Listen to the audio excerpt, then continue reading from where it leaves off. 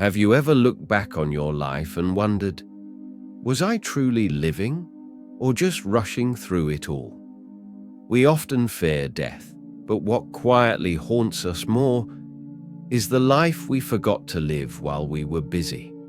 What if the peace you've been chasing all along wasn't far away, but right here in a single breath? There is a quiet truth that slowly reveals itself, not in our youth, but in the softer, more fragile seasons of life. It's not death that unsettles most hearts. It's something more subtle, more silent, the aching realization that we spent so many years being busy, yet so few moments truly alive. We chase time with urgency, we plan, we run, we strive, but somewhere along the way, what we were really searching for was never about the years or the milestones. It was something much smaller, a moment, a breath, a gentle stillness within ourselves. A few winters ago, I spent several weeks at a quiet temple nestled in the mountains outside of Shanghai. Surrounded by pine trees and cloaked in morning mist, it was a place where time seemed to slow. The abbot, a retired monk in his 80s, lived with quiet grace.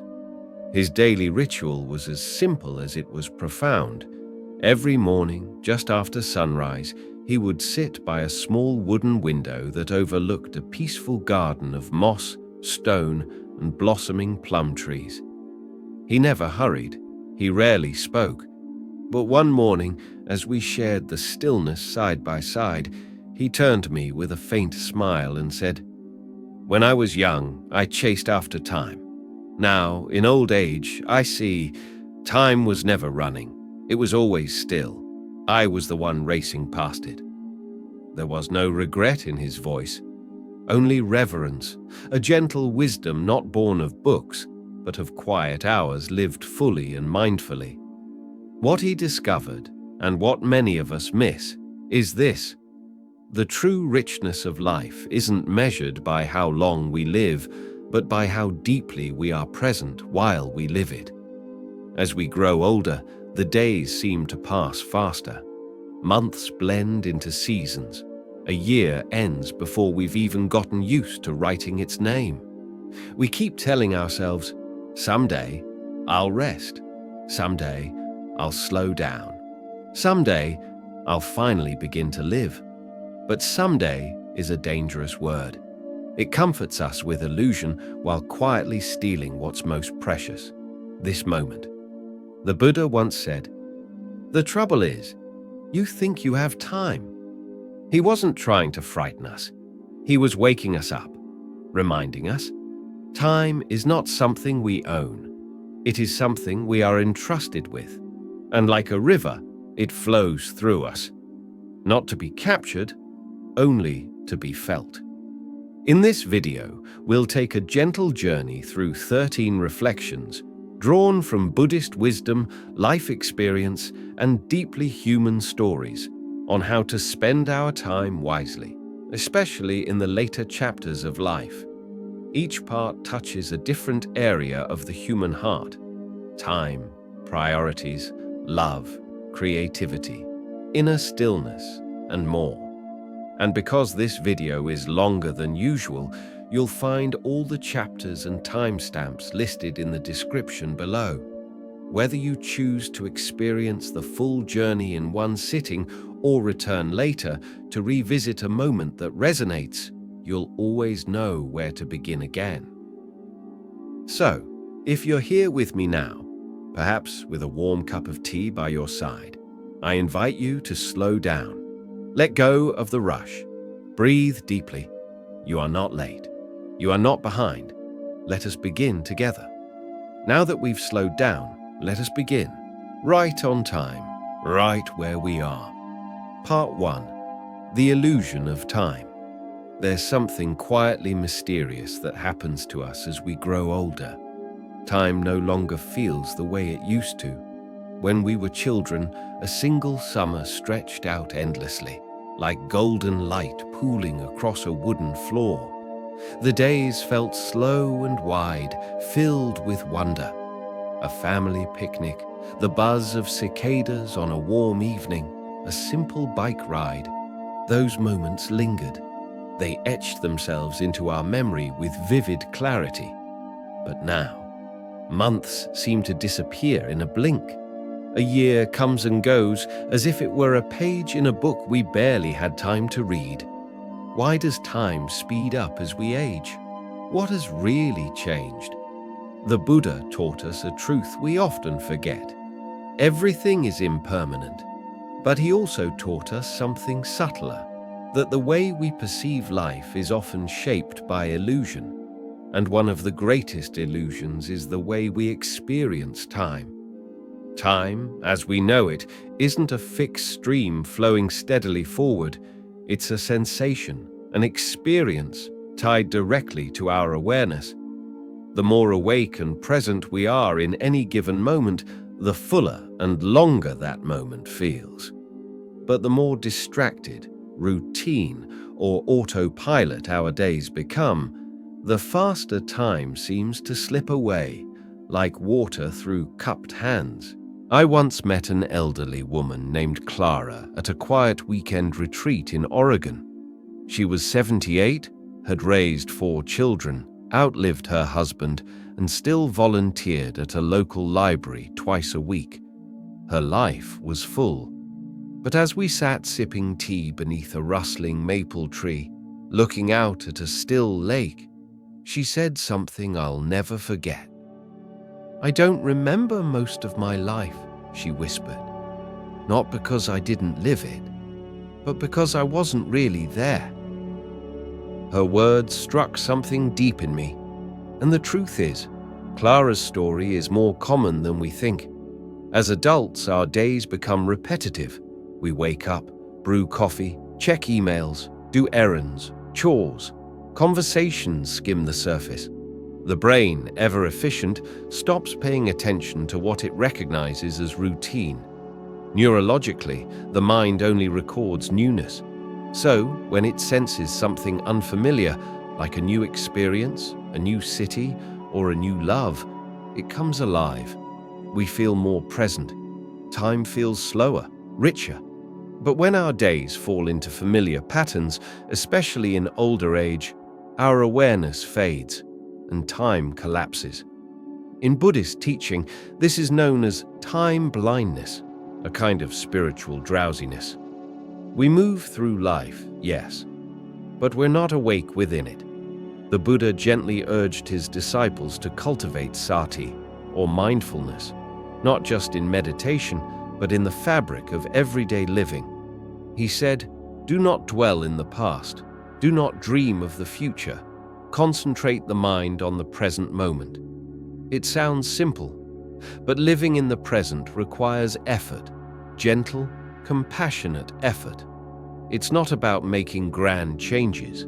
It's about waking up to the life that is already here, already happening.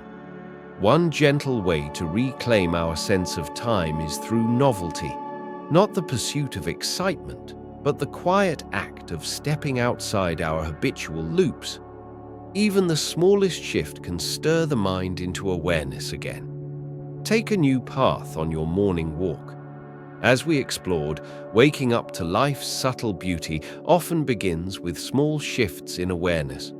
And sometimes, the smallest changes carry the greatest power. Try preparing a meal you've never made before. Speak to a stranger at the local market, or simply sit in a different chair at breakfast. These may seem like trivial acts, but they are not. Each is a quiet rebellion against the spiritual numbness that routine creates. Another powerful practice is learning to pause intentionally throughout your day. Just 10 seconds. Take a slow, conscious breath. Feel the weight of your feet resting on the ground. Listen to the wind brushing past the trees. Notice the warmth in your hands or the sound of birdsong outside your window. These micro moments may seem insignificant, but when repeated with care, they become anchors, little rituals that slow the rush of time and gently call us back home to ourselves. And perhaps most transformative of all, reflect daily, even if it's just a few sentences in a journal. Write down something you felt, something you saw, something you learned. Reflection turns the day from passing time into something that belongs to you. As one Zen master once said, "A day without reflection is like a meal without salt." In the end, the illusion isn't that time moves too fast. The illusion is believing we're powerless to slow it, but we are not powerless. With mindfulness, with presence, we can touch eternity in a single breath. Because time is not something to chase, it is something we awaken to. Part 2. What truly matters. There's a curious moment that often arrives quietly, somewhere in the second half of life. It doesn't announce itself. There's no lightning bolt, no grand revelation. But it lingers, like the soft shadow of a tree on a long afternoon. It is the realization that many of the things we once believed were urgent, essential, even defining, may not have mattered that much at all. Years ago, during a training session for hospice volunteers, I met a retired nurse named Helen. She had spent her career in hospitals, welcoming new life, comforting those at the edge of death, holding sacred space for both joy and grief in its rawest form. At the age of 72, she chose to spend her free time sitting with the dying, not out of duty, but out of a quiet knowing, one that only experience can teach, that there are lessons found at the edge of life which the busy world will never reveal. Over a cup of tea, she shared something that has stayed with me ever since. In all my years beside the dying, not one person ever asked for more meetings, more paychecks, or more emails. They asked for people, for peace, for time they never made. The Buddha often spoke of right view, a clarity of perception that helps us see beyond illusion and grasp what truly matters. One such truth is this: not all tasks are equal, and not everything that demands your attention deserves it. Yet, especially in the busiest chapters of life, we confuse being busy with being purposeful. We cram our days full of action, but not necessarily meaning. We convince ourselves that urgency is the same as importance. But time has its own way of revealing the truth. It's only later, sometimes decades later, that we begin to see the cost of our choices. The missed birthdays, the unspoken words, the quiet moments we skipped in favor of deadlines, the simple kindnesses we were too rushed to offer. In Buddhist practice, there is a reflection known as the 5 recollections, or Pancana Anusati. One of these reflections offers a truth both humbling and freeing. I am subject to aging. There is no way to escape it. As we reflect on what truly matters, clarity often arises not in motion, but in stillness, especially when we dare to ask life's most honest questions. I am subject to death. There is no way to avoid it. All that is dear to me will become separated from me. These ancient Buddhist reflections aren't meant to bring sorrow. They're not designed to depress us. Instead, they serve as powerful awakenings, gentle bells that remind us of what truly matters now before it quietly slips beyond our grasp.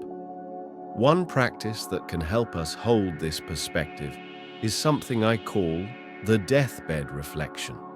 It's simple, yet profound. Picture yourself 30 years from today. You're lying in bed, nearing the end of your life. You're looking back, not at a screen or a checklist, but at the full arc of your lived experience.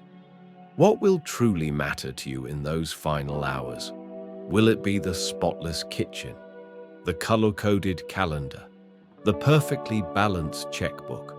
Or will it be something much softer, much deeper? The time you spent listening, truly listening to your grandchild's dreams. The walks you shared with a dear old friend, even when your knees ached. The quiet, difficult courage it took to forgive someone after years of silence. The truth is, clarity often comes in stillness. But in this modern world, we rarely slow down long enough to feel it. That's why, as we grow older, we must choose with intention. We must become guardians of our own attention. Here's a simple practice to bring that intention to life. Each morning, before the noise of the day begins, sit quietly with a pen and a piece of paper. Ask yourself, what would truly matter today if this were my last? Don't overthink it. Let your heart speak. Write what comes. Then let those answers, not your calendar or your to-do list, guide your day. The Buddha once said, your work is to discover your work and then, with all your heart, to give yourself to it. He wasn't talking only about jobs or careers. He was pointing to something deeper. Dharma, your soul's calling, your quiet purpose. That calling might be growing a garden, or caring for someone who's suffering, or simply sitting in silence, watching the sun rise and feeling thankful that you're still here, still breathing, still capable of loving. Because in the end, what truly matters is not how many things we did, but how deeply we lived. Not how full our schedule was, but how full our hearts became. And the most beautiful truth of all? It is never too late to begin living that way. Right now. Part 3. Relationships as sacred ground. There's a certain hush that fills the room when someone over 70 begins to speak of old friends, not the loud, energetic talk of youth, parties, events, or crowds, but a soft, almost reverent silence, a tenderness, as if the memory itself is too delicate to be held out loud. You'll often hear things like, "We lost touch. I wonder how they're doing these days." Sometimes, "I wish I'd said more, before it was too late." I once met a man named Roy in a small Buddhist Sangha near San Jose. He was in his mid-80s, tall, soft-spoken, with a gentle tremble in his hands that time had gifted him. During a group reflection on forgiveness, Roy shared a story. Haltingly at first, but slowly his words came. He spoke of a brother he hadn't spoken to in over 30 years, a falling out over something trivial. The details had long faded, but the feeling of that rift remained sharp. It had severed the bond. Yet, not a week had passed without Roy thinking of him. "I've written him letters," he said, eyes moist but steady, "but I've never had the courage to send them." There is a profound teaching in Buddhism. Hatred does not cease by hatred, but only by love. This is the eternal law. And at that moment, you could feel Roy wrestling with more than just regret. There was grief, not for a life lost, but for a relationship still alive, yet long abandoned. So many of us carry invisible threads tied to others, some warm, some tangled, some frayed nearly beyond recognition. As we began to explore, relationships, whether mended or missed, leave invisible marks, some warm, some heavy, but all profoundly human. As we grow older, the weight of our relationships, both spoken and unspoken, those we held close and those that slipped away, begins to shape us in ways we don't always have words for. For some, it's the quiet sweetness of a marriage that has lasted decades, tender even in silence. For others, it's the ache of a friendship lost, not to death, but to time, distance, or pride. And for many, it's the soft sorrow of realizing, I was there in body, but absent in heart. In Buddhist understanding, relationships are not merely social connections. They are sacred fields, places where our karma unfolds and transforms. Every interaction, no matter how brief or ordinary, becomes a kind of planting. A kind word spoken becomes a seed of peace. A moment of neglect, a missed apology, becomes a karmic ripple we carry with us until it is resolved. That's why the Buddha placed such deep emphasis on right speech and right intention. It was never about perfection. It was about presence, a soft smile, a question asked with true care, a gesture of listening without interruption. These aren't small things. They are, in truth, the very threads that hold our connections together. One story from the sutras speaks of the Buddha's cousin, Devadatta, who became his adversary, actively opposing him and even attempting harm. And yet, despite betrayal, the Buddha never responded with anger. He taught his followers a deeper path. The heart must be spacious enough to hold even those who have hurt us, not to justify harm, but to dissolve the bitterness that harms us when we carry it. If you're watching this now, perhaps someone has already come to mind. A sibling, an old friend, a former partner, a neighbor you used to share coffee with but haven't spoken to in years. Gently ask yourself, is there something left unsaid? Something worth reopening, not to fix the past, but to free the present? If the thought of reaching out feels too far, too hard, then start small. Write a short message. Send a letter you'll never mail. Say a quiet prayer. Even simply holding someone in your heart with compassion through the practice of metta bhavana, loving kindness meditation, can begin to mend the unseen threads. Because relationships aren't built solely on grand gestures, not just on anniversaries, reunions, or dramatic apologies. They are built far more often on the gentle acts of daily care. A phone call just to check in, the remembering of a favorite shared story, the quiet gift of listening without needing to reply. And yes, sometimes the bond remains broken. Not every door will reopen. But even then, peace is still possible. Not because the other person changes, but because you choose to release the suffering. As the Dhammapada reminds us, better than 1,000 hollow words is one word that brings peace. Let us speak fewer words, but make them count. Let us love, not through grand declarations, but through small, daily deposits of attention. Let us make peace, not only with others, but gently, patiently, within ourselves. For those we loved too little or too late, because in the end, it's not the number of people we've known that defines our lives. It is the depth of presence we offer to those who crossed our path. And no matter your age or season, it is never too late to plant one more seed of kindness in the sacred ground between hearts. Part 4. Purpose and Inner Work After Retirement. There comes a moment, sometimes quiet, sometimes loud, after retirement begins. A moment when the familiar structures of life start to dissolve. No more morning rush, no more meetings, no deadlines, no emails, no office politics. At first, it feels like a relief, a long-awaited exhale. You sleep in, you travel. You finally enjoy the leisure that once felt like a distant dream. After the celebrations of retirement fade and the calendar quiets, a deeper question often begins to rise. Not one of routine, but of meaning. At first, retirement brings a welcome exhale.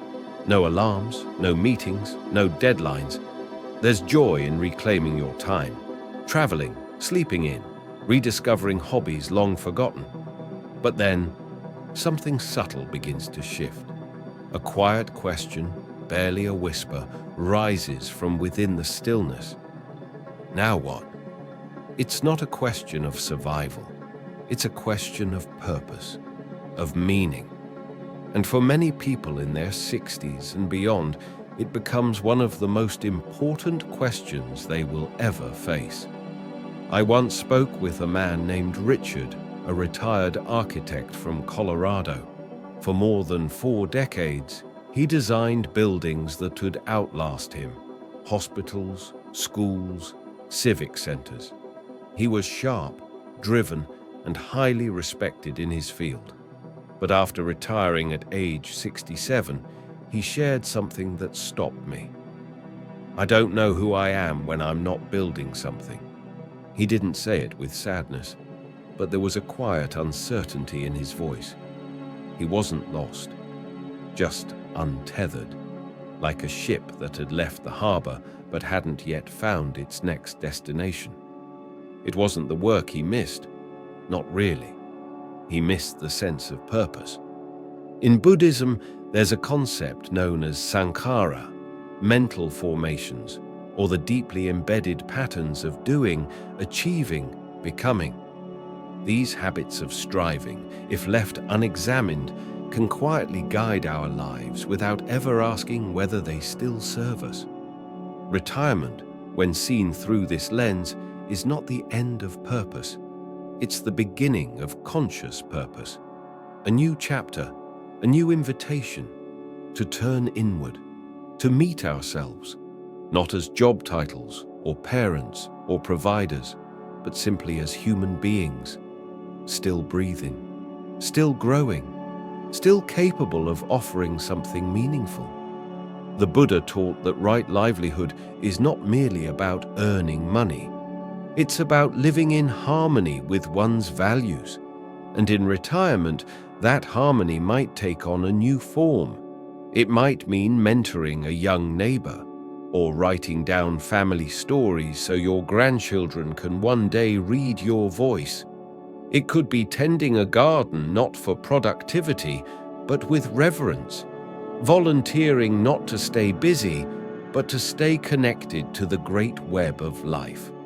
I once met a retired school teacher who began reading aloud to children at the local library every Thursday. She smiled and called it my Dharma in disguise. To her, it wasn't just a hobby. It was her inner work, continued. It was how she showed up, with presence, with patience, with warmth, for others. "When I stop giving," she told me, "I stop growing." And here lies a beautiful paradox. At this stage of life, purpose is not about doing more. It is about being more present, being more generous, being more attuned to what quietly moves your heart, even if no one else sees it. Yes, there will be days when your body feels heavier, when the world spins too fast, when you wonder if you've become invisible, but please know this. Your worth is not measured by your productivity. Your listening, your presence, your stories, your stillness, these are sacred gifts, and this world, now more than ever, desperately needs them. In the Majjhima Nikaya, the Buddha said, "Just as the great ocean has only one taste, the taste of salt, so too does the Dharma have only one taste, the taste of liberation." And at this stage in life, liberation often means freeing yourself from the belief that you still have something to prove. It means embracing all you've lived, not as something behind you, but something you now embody. You are a walking testament to endurance, to love, to loss, to survival. So if you find yourself asking, "What's my purpose now?" try gently shifting the question. What makes my heart feel alive? Where can I offer my stillness, my compassion, my attention? And remember, even the quietest offerings, making soup for a neighbor, lighting incense each morning, sitting beside someone in grief, these can be acts of the highest kind. As we discovered, purpose in the later seasons of life doesn't have to be loud or large. It only needs to be real. And sometimes the most meaningful work we do is not with our hands, but with our heart, simply by being fully and honestly ourselves. Part 5. Health, energy, and compassion for the body. There comes a point in life when the body no longer responds with the ease it once did. The knees creak a little louder in the morning. The back sends quiet messages with every bend and twist. Even the simple act of rising from a chair can feel like a meditation in patience. But what if these changes weren't betrayals? What if they were gentle invitations? Invitations to slow down, to listen, to care more deeply. In Buddhist thought, the body is not an obstacle to the spiritual path. It is the foundation of mindfulness. Known as kayanupassana, or mindfulness of the body, it's one of the 4 pillars of practice laid out in the Satipatthana Sutta. And this mindfulness isn't about judgment. It's about loving awareness, the kind that says, "I see you, old friend. I thank you for carrying me all these years." At a retreat in Northern California, I met a woman named Grace. She was 74, recovering from hip surgery. Her whole life, she had been fiercely independent, hiking, dancing, teaching yoga. But after surgery, she confided in me. I felt like a stranger in my own body, like it had decided to move on without telling me. And yet, as the retreat unfolded, I witnessed something beautiful. Grace began to befriend her body again. Every step with her cane became an act of reverence. Every breath, a quiet prayer of acceptance. One morning, during walking meditation, she turned to me with tears in her eyes and said, "I thought I needed to get strong again, but maybe what I really needed was to get kind." That shift, from performance to compassion, is at the very heart of Buddhist practice. The Buddha did not teach us to treat our bodies as machines to push harder. He taught us to see them as temples, temporary, fragile, and yet profoundly sacred. The very vessel through which we experience life itself. And when we stop fighting our aging body, when we begin to listen instead, something changes. Ask yourself gently, when was the last time I asked my body what it needed, instead of telling it what to do? So often, we treat fatigue like a flaw. We wear exhaustion like a badge of honor. We override pain, silence hunger, ignore the call for rest, all in the name of productivity or obligation. But after 60, the body begins to speak with more honesty. It doesn't ask for control. It asks for care, not for punishment, but for presence. A Buddhist elder once said, "The body is our first teacher. It teaches impermanence every single day." And truly, it does. The wrinkles, the slower steps, the forgotten names, they're not signs of failure. They're signs that the world is inviting us to live more slowly, more gently, more deeply. One of the most powerful practices you can begin today is the body scan meditation. Sit or lie down comfortably. Bring your attention slowly, part by part, through your body, not to fix or judge, but simply to notice, to offer kindness, to say, "You matter, I'm here." And what arises may surprise you, not just tension, but gratitude, not just discomfort, but forgiveness. Movement, too, can be sacred. You don't need to run marathons or push limits. A 10-minute walk in the morning sun, a few stretches before bed, standing barefoot on the grass and feeling the cool earth beneath your feet. These are not small things. They are rituals of return, reminders that your body still matters, that life still pulses through you. The Buddha once said, "To keep the body in good health is a duty."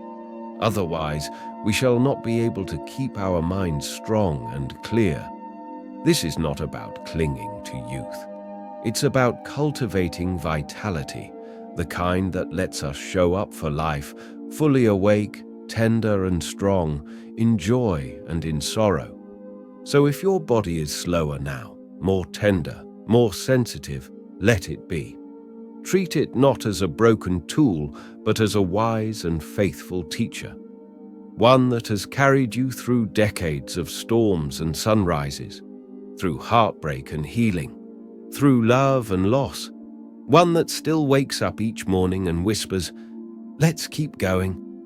And perhaps, just perhaps, the greatest spiritual courage at this stage in life is learning to love your body exactly as it is. Part 6. Learning and sharing wisdom. There's a subtle but persistent myth in our culture that learning is something reserved for the young, that it ends with diplomas, job titles, or retirement parties, that once you've passed a certain age, your role is to know, not to continue discovering. But the truth is, the deepest, most honest learning often begins only when the pressure to perform fades away, when achievement steps aside, and what remains is a quieter, more sacred kind of curiosity. And more often than not, that kind of learning shows up later in life. I remember attending a Dharma talk at a small Sangha in New Mexico. The teacher that day wasn't a monk nor a scholar. He was a 92-year-old lay practitioner named Samuel. He didn't open with a quote from scripture or a formal sermon. Instead, he looked slowly around the room and asked, "What are you learning these days?" Some people chuckled, assuming it was rhetorical, but he paused, smiled, and asked again, softer this time, like a gentle bell, "I'm serious. What are you still learning?" No one answered at first. Then he nodded to himself and said, "I'm learning how to be gentle with my fear of forgetting names." And the room fell into a reverent silence, not out of pity, but from recognition. That moment, raw and vulnerable, was itself a teaching, a quiet dharma that touched everyone in the room. In Buddhism, there's a word for the kind of understanding that Samuel embodied, prajna, wisdom. Not intellectual facts or academic achievement, but the wisdom that ripens through life itself, through heartbreak, through healing, through decades of showing up for this messy, luminous human journey. Wisdom, in this sense, isn't something you chase in books. It's etched into your heart by the very act of living. And here's the beautiful truth. You don't have to be a monk or a scholar to be a teacher. Some of the most powerful teachers are still students themselves. The Buddha often reminded his disciples that one of the best ways to integrate what we've learned is to share it, not as experts, but as fellow travelers, as companions on the path. I think of my friend Linda, who began teaching simple meditation classes at her local senior center when she was 76. She wasn't certified. She'd never studied in India, but for 2 decades, she had practiced mindfulness each morning, quietly and steadily. When she noticed that others around her were struggling with anxiety, grief, and loneliness, she simply began to share what had helped her. "I'm not here to fix anyone," she told me with a smile. "I just tell them what helped me breathe again." That's what learning looks like after 60. Not mastery, but generosity. And sometimes the teaching isn't even directed outward. Sometimes the most important lessons are the ones we relearn for ourselves. Picking up a new instrument, journaling your life stories for your grandchildren, reading Buddhist texts with fresh eyes, or simply learning how to navigate a changing body or a shifting world with grace, not resistance. These are not minor tasks. They are sacred. Even the Buddha's own name, Siddhartha, means one who is on the path to understanding, not one who had already arrived, but one still learning, still walking. That, in itself, is a lifelong identity. Another powerful practice in Buddhist communities is known as Dharma sharing. It doesn't require a platform or an audience. It can be as simple as saying to a friend, "I heard something today that touched me," or "This quote helped me through a hard moment." When we share even the smallest insight, we plant seeds. We light candles we may never see burning. We ripple out quiet compassion into a world that needs it. And if you ever feel like you have nothing to teach, remember this. The one who still remembers what it's like to struggle often becomes the most compassionate guide. You don't need to offer answers. You only need to offer your presence. Sometimes the most powerful thing you can say to someone younger is not, "Here's what you should do," but simply, "I understand. I've been there too." So keep learning, not because you're incomplete, but because your soul expands with each new insight. Keep teaching, not because you're superior, but because your story might be the lantern for someone still lost in the dark. And above all, keep sharing, especially when your voice trembles.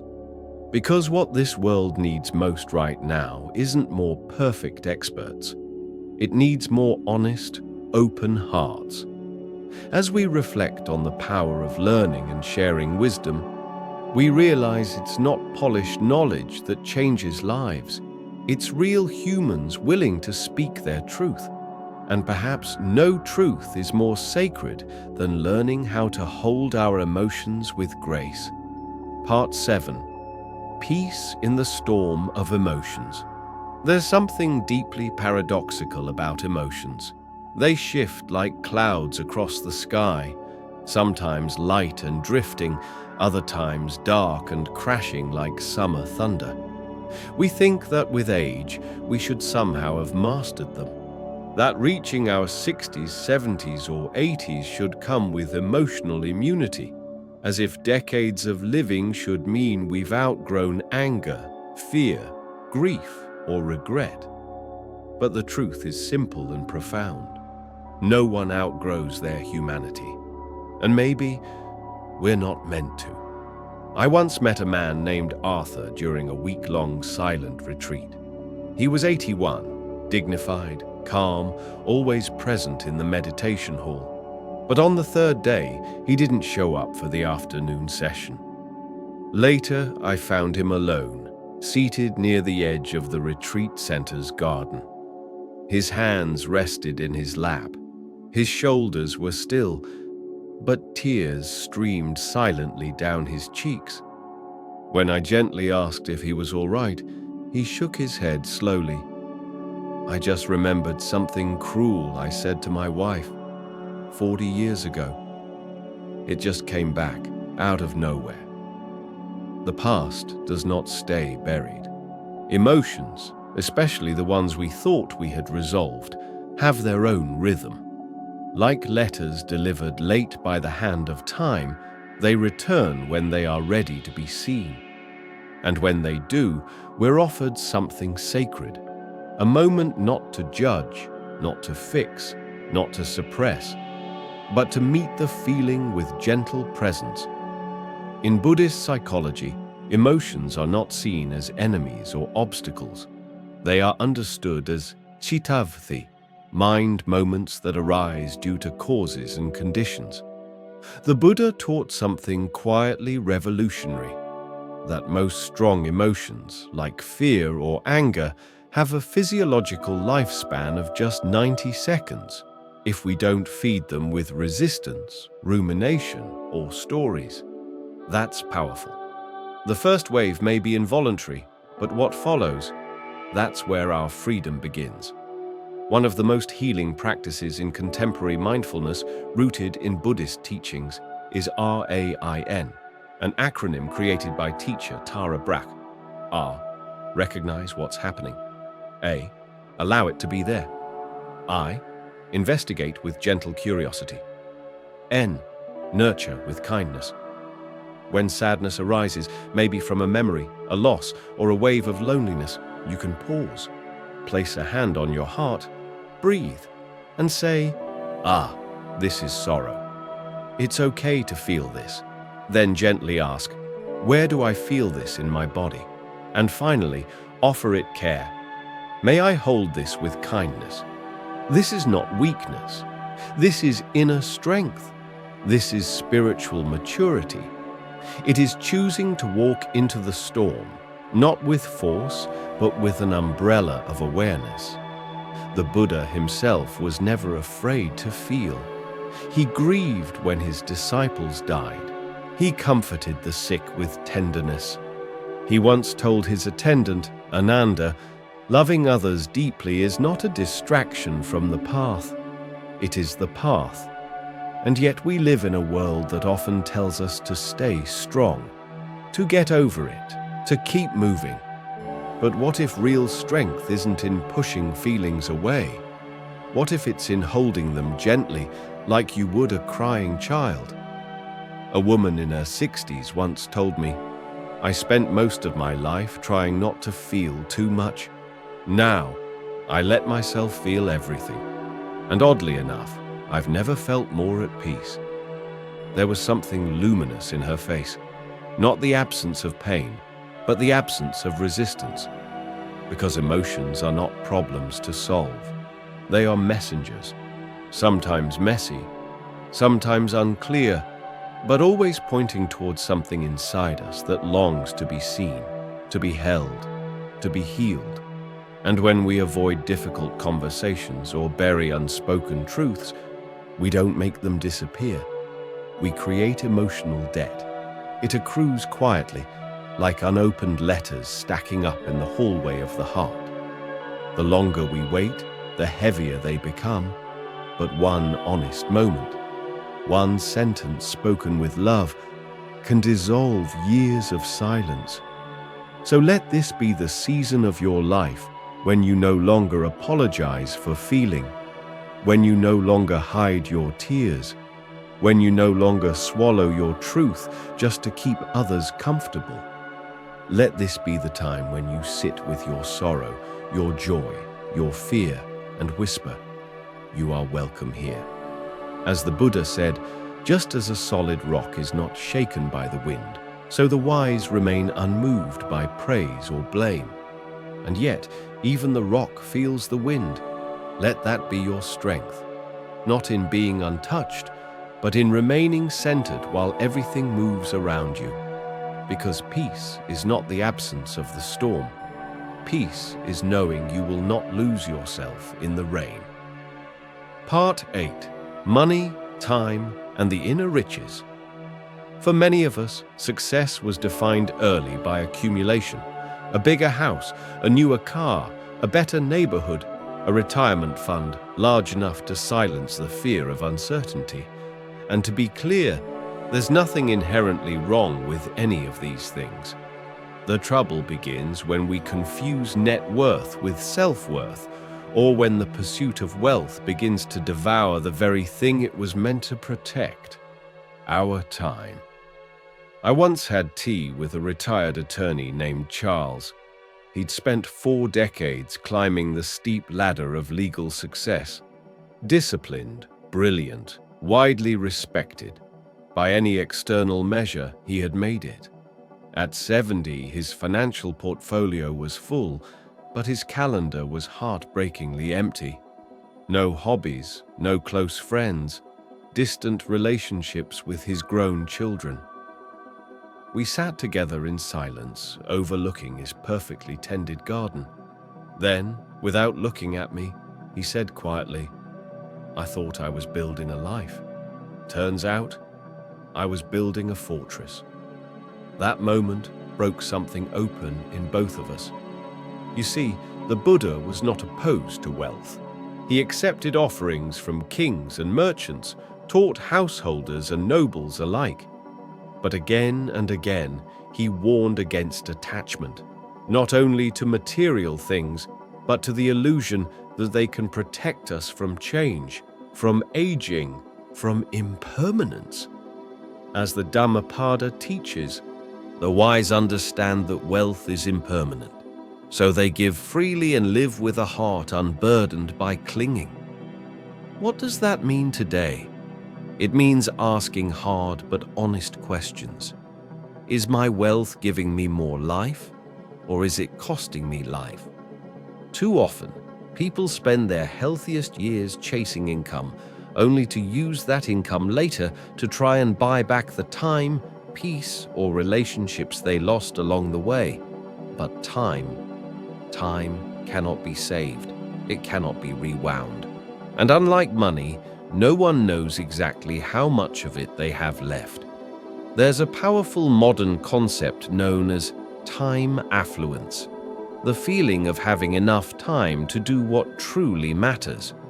Ironically, studies show that as people get wealthier, their sense of time affluence often declines. Why?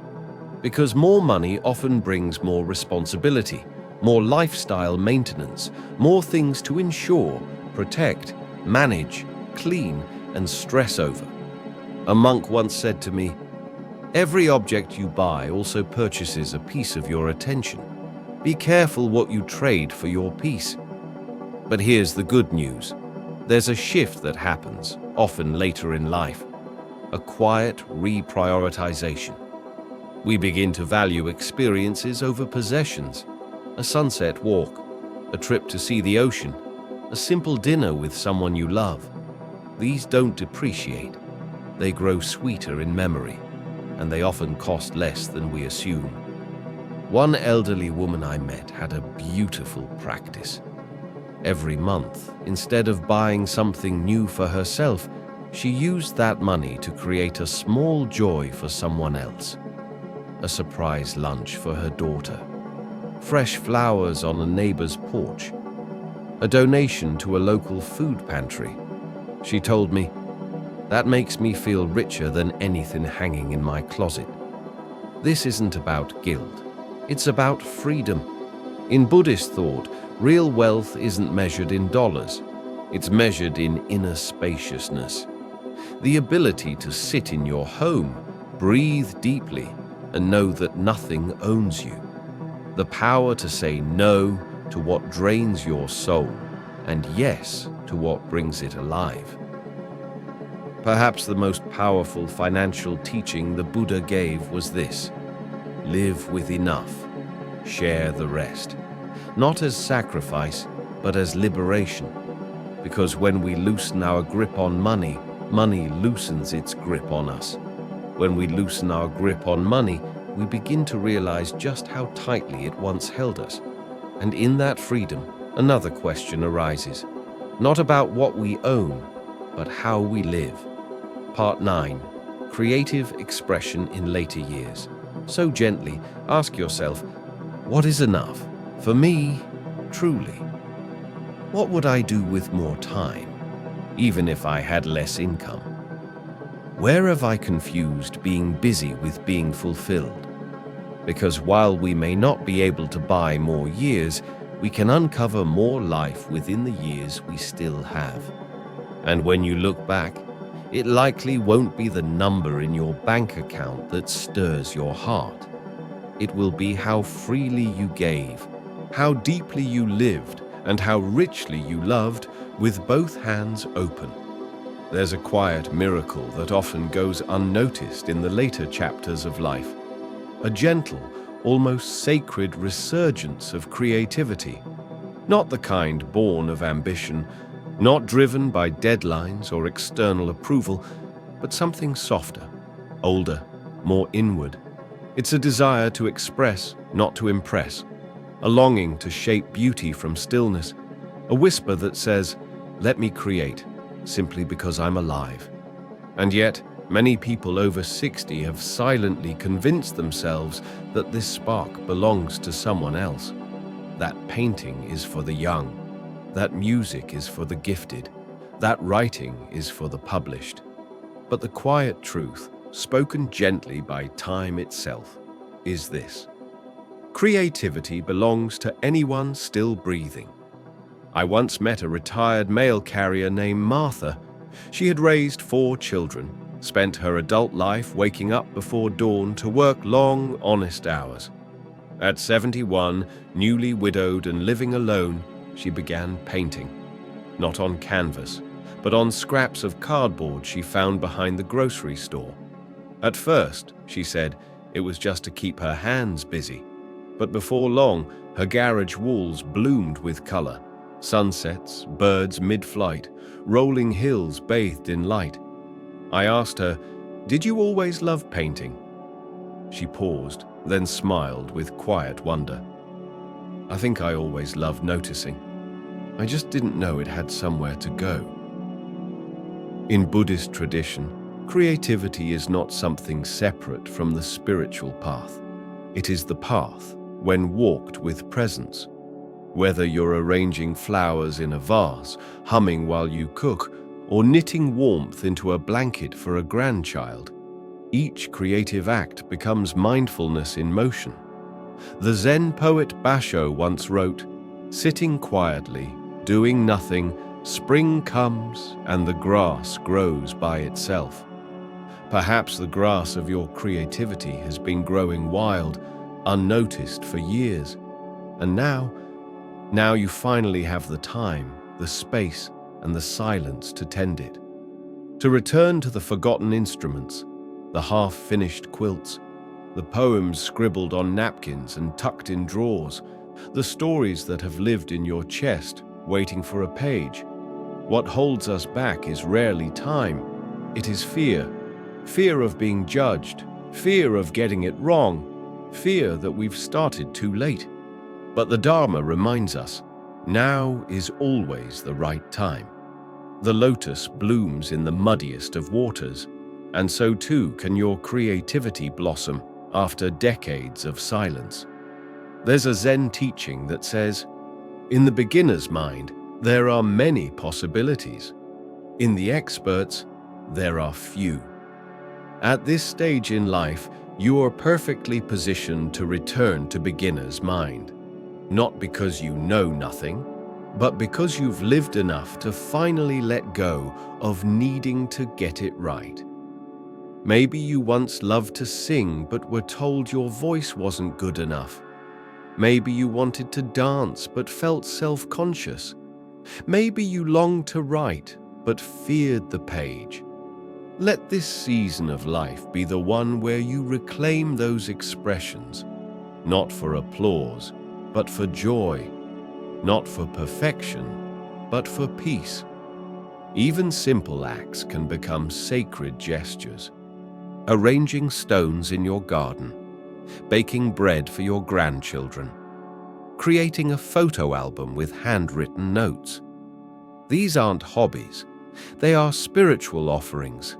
They say to life, I'm still here, I still have something beautiful to give.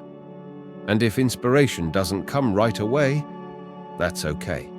Creativity often begins like a rusty faucet. The first turns may bring brown water, stiff, clumsy, awkward, but stay with it. The creative spark doesn't demand perfection, it simply asks that we begin. And when we do, something extraordinary happens. We don't just create art, we become it. Part 10. Energy and mindful living. Keep turning the handle, clarity will come. Don't let the chase for perfection rob you of your joy.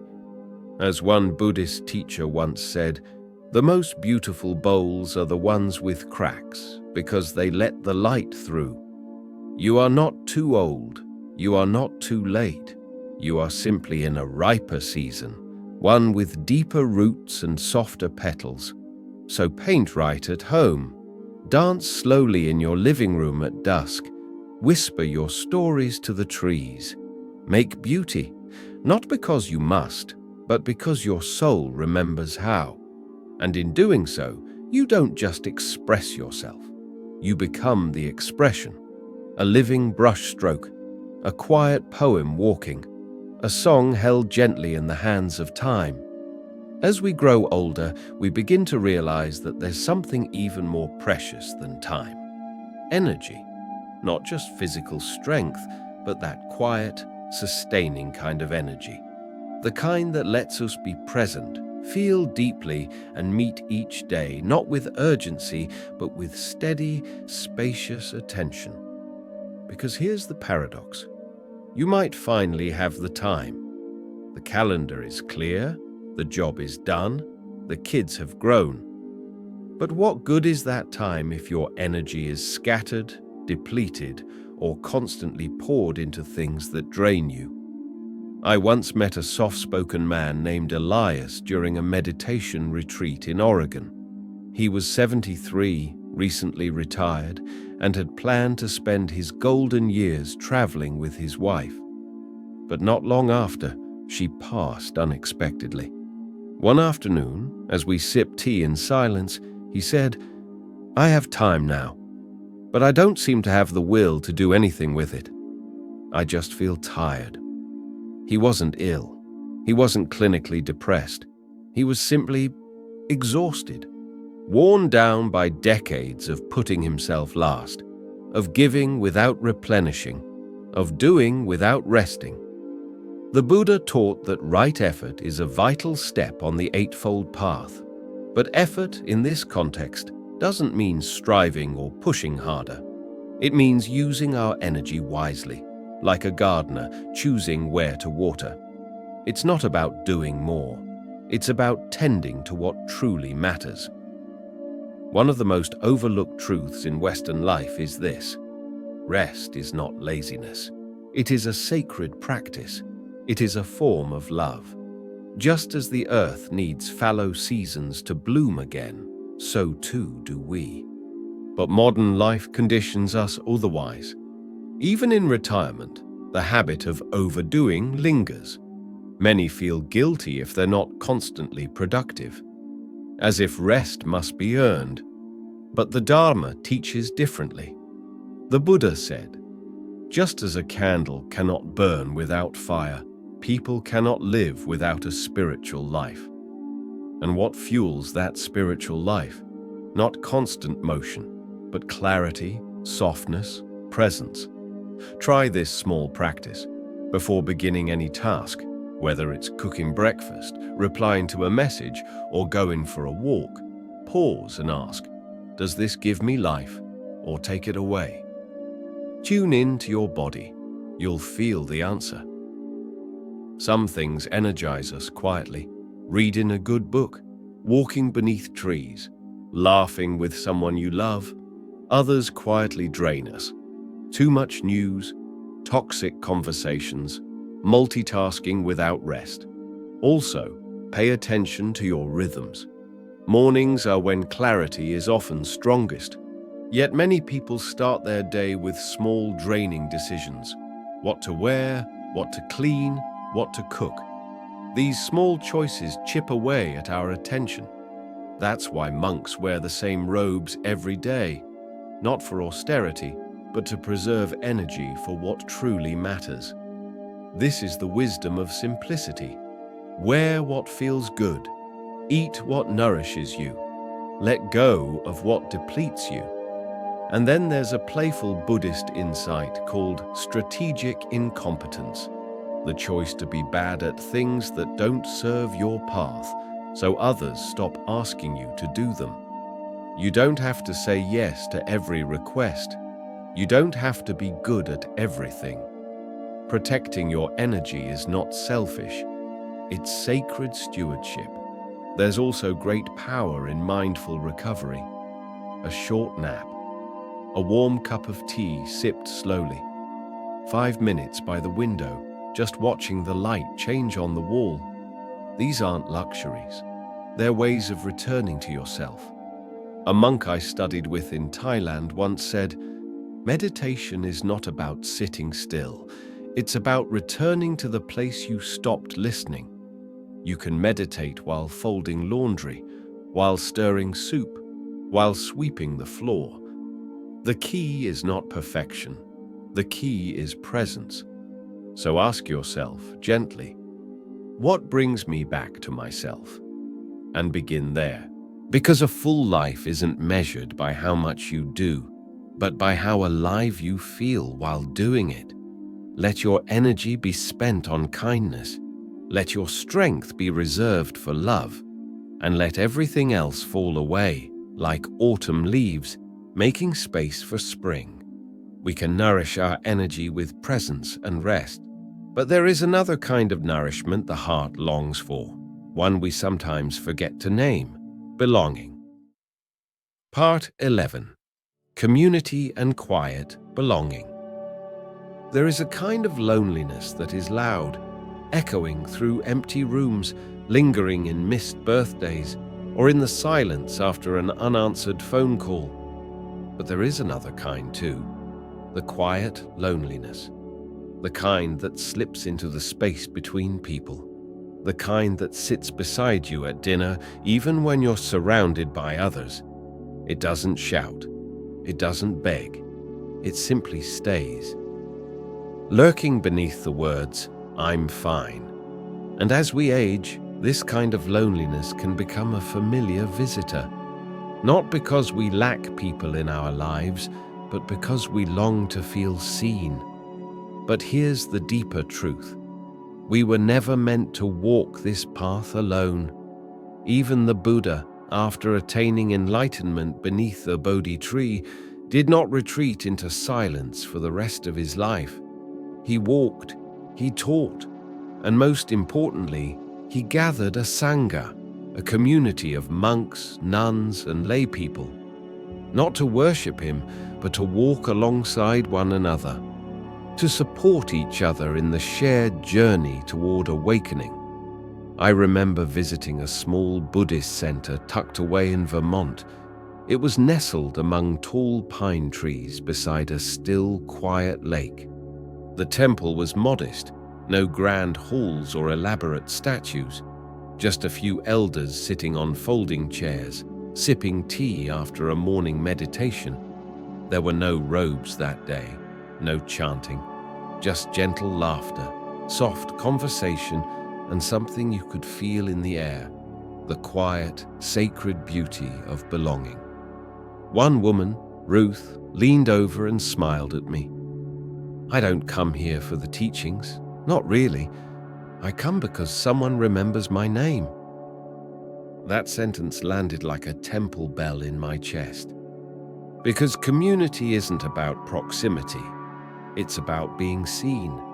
It's about knowing someone notices when you're not there, that someone remembers your favorite tea, that someone asks how your hip is healing, not out of politeness, but because they care. In Buddhist tradition, Sangha, community, is considered one of the three jewels, alongside the Buddha and the Dharma. That's how sacred it is. The Buddha once said, "Admirable friendship, admirable companionship, admirable camaraderie is the whole of the holy life." He knew that while wisdom can blossom in solitude, compassion is nourished in connection. But in our modern world, especially in the West, we're taught that independence is strength, that aging gracefully means not needing anyone, that self-sufficiency is the goal. And so many suffer quietly, believing that asking for company is weakness, that needing others is somehow undignified. But the truth is this: we need one another, not just for help, but for joy, for laughter, for the sacred, ordinary act of sitting beside another person and simply being. I once met a retired nurse named Gloria, who started hosting tea circles in her backyard every Sunday afternoon. There was no formal plan, no speeches or structure, just neighbors, young and old, gathering for tea, stories, and silence.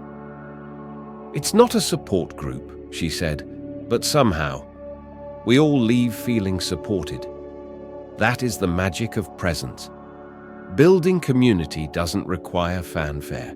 It can begin with a phone call, a handwritten note, an invitation to walk together, a gentle message to someone you haven't spoken to in a while, Every act of connection is like watering a garden.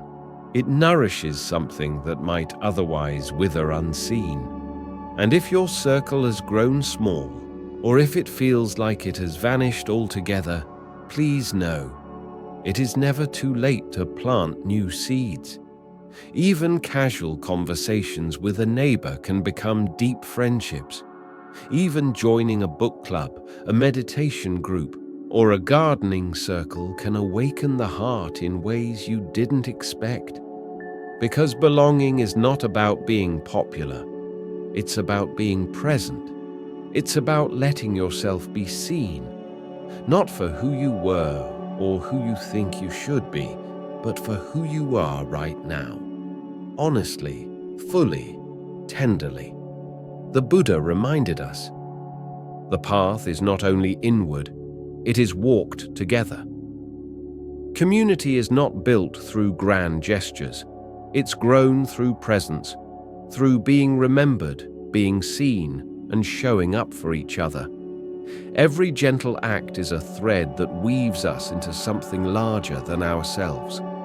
Part 12. Clear seeing and wise. Decision-making connection is also relational. Every kind word, every listening ear, every shared silence becomes a brick in the bridge that reconnects us across our separateness. So reach out, not with expectation, but with openness. Offer your time, offer your attention, offer your gentle smile, because in doing so, you don't just build community, you become it. As we age, something quietly precious begins to emerge, a kind of clarity that doesn't strike like lightning, but unfolds like morning light spilling across the floor. It's not about knowing more, it's about seeing more clearly. This kind of clarity rarely arrives all at once. It dawns gradually, through reflection, through stillness, through living long enough to finally see what was always right in front of us. But let's be honest, clarity is not automatically gifted with age. It must be cultivated. Because while experience can be our greatest teacher, it can also reinforce old patterns if we don't pause to examine it. We might carry outdated fears.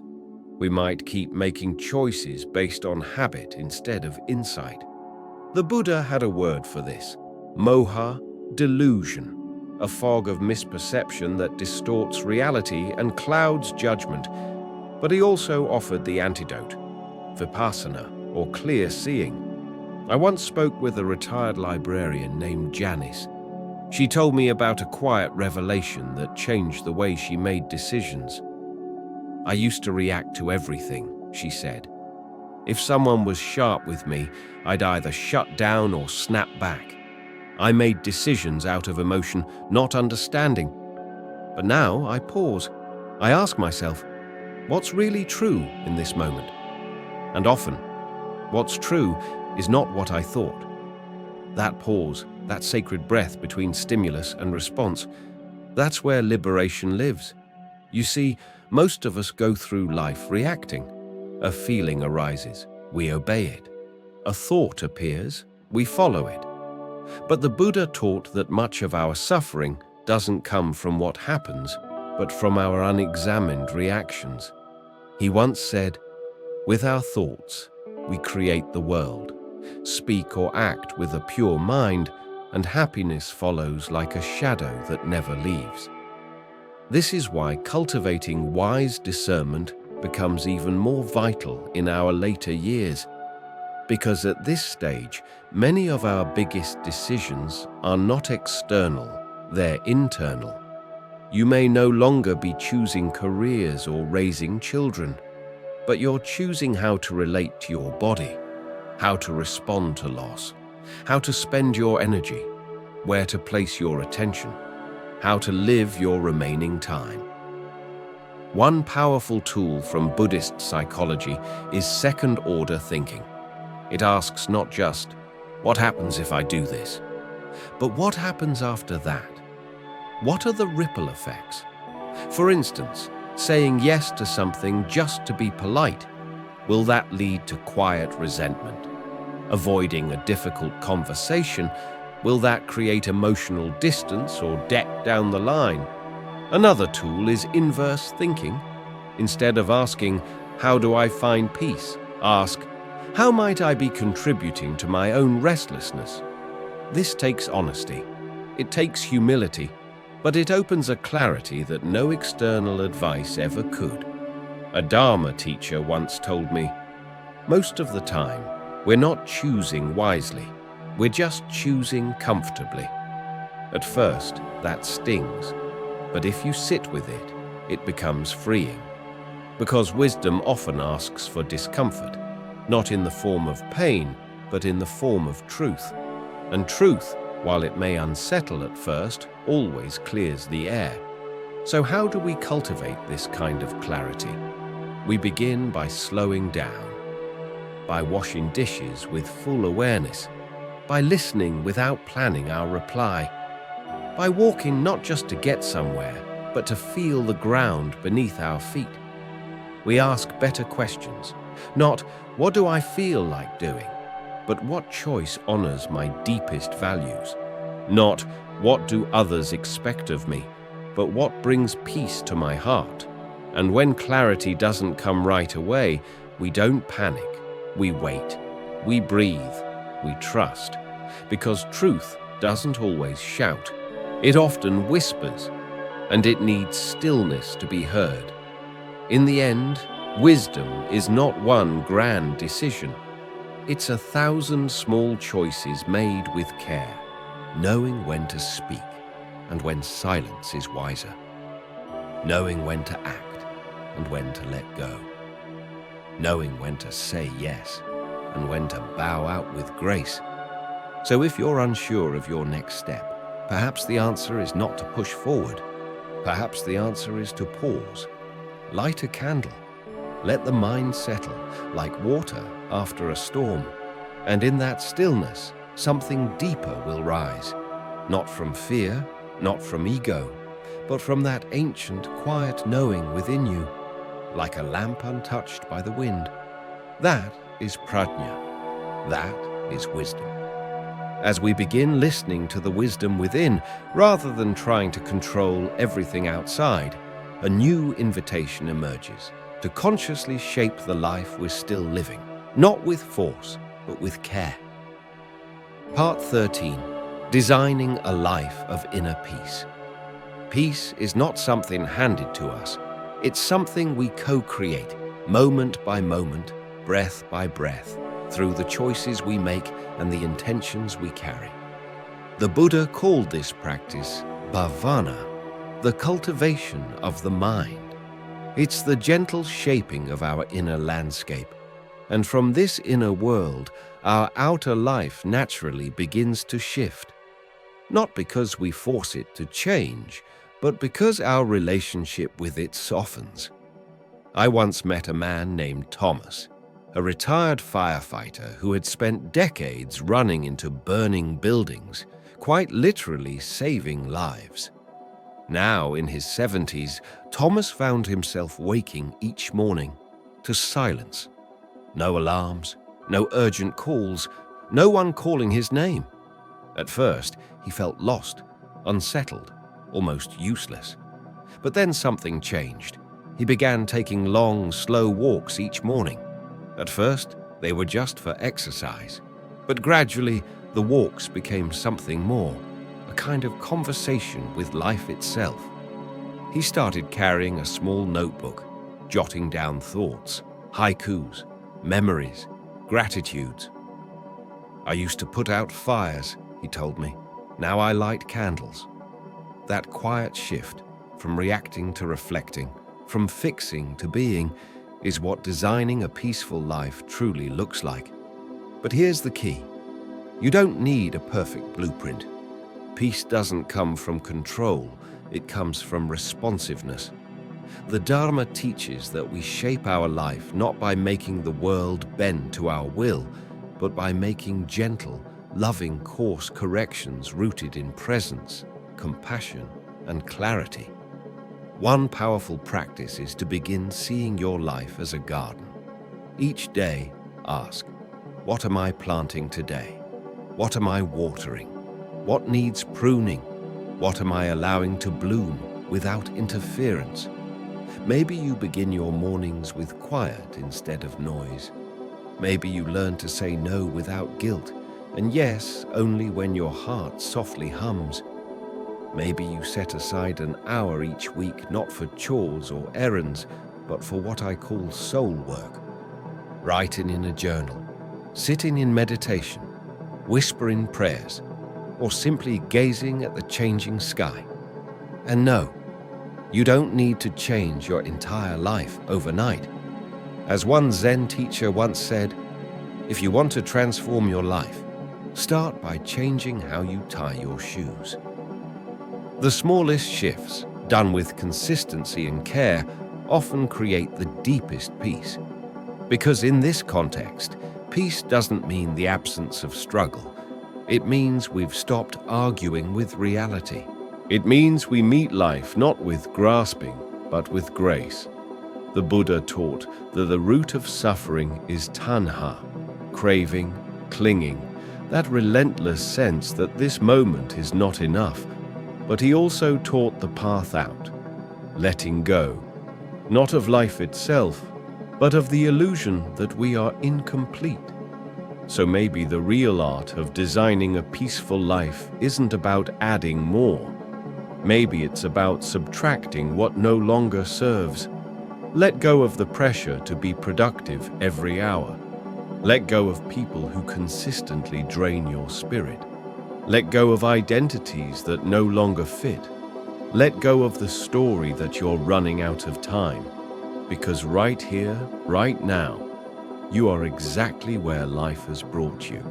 And however imperfect that place may seem, it is sacred, a soft beginning, a quiet doorway. So design gently, with soft hands, with a tender heart. Let your life become a sanctuary, not for perfection, but for presence, a quiet haven where, when we design life with presence rather than perfection, we begin to see peace isn't something we chase, it's something we remember. Conclusion: making each hour count. Peace, it turns out, is not a reward we earn for doing everything right. It's not some distant mountain we reach after climbing for years. Peace is what naturally arises when we stop resisting what is, when we begin to love this moment just as it is.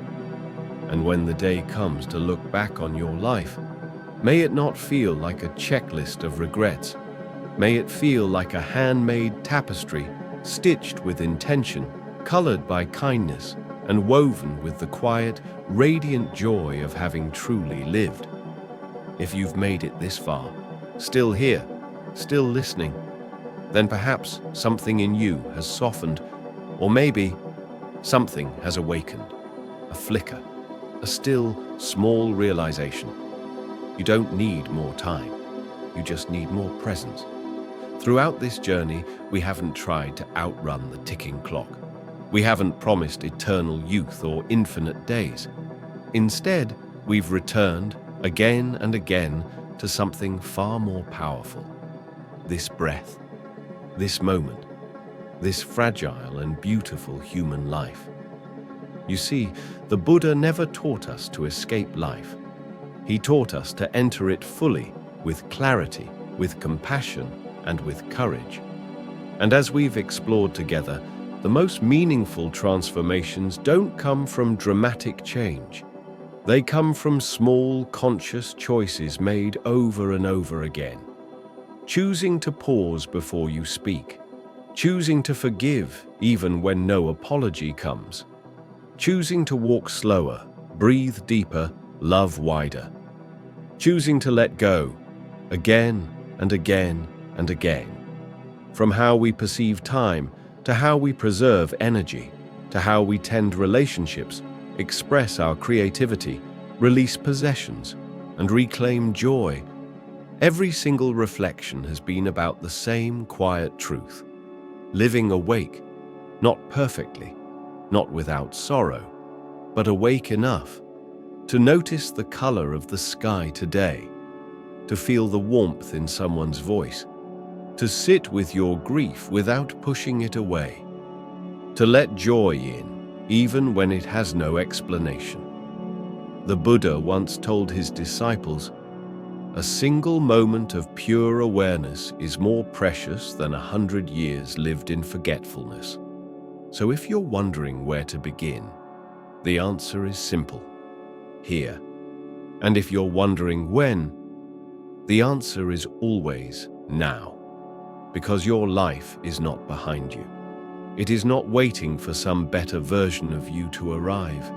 Your life is already here, unfolding, calling you, offering itself to you, moment by moment.